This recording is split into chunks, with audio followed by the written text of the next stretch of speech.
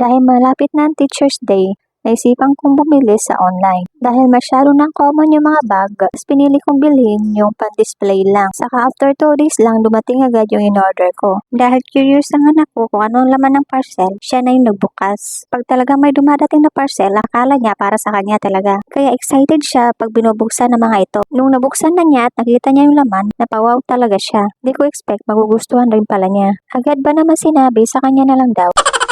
Bigla ba naman nakalimutan na para kay teacher niya yon? Madami siyang pwedeng pagpilian na kulay, pero silver ang pinili ko dahil mas madami siyang review doon sa shop na binilhan ko. Sulit na talaga yung binayad ko dito kasi may kasama na siyang battery na AAA. At mayroon din kasamang isang card, pwede mong pagsulatan ng message para sa pagbibigyan mo. Sa halagang 187, meron ka ng ganito na may libreng battery at isang card.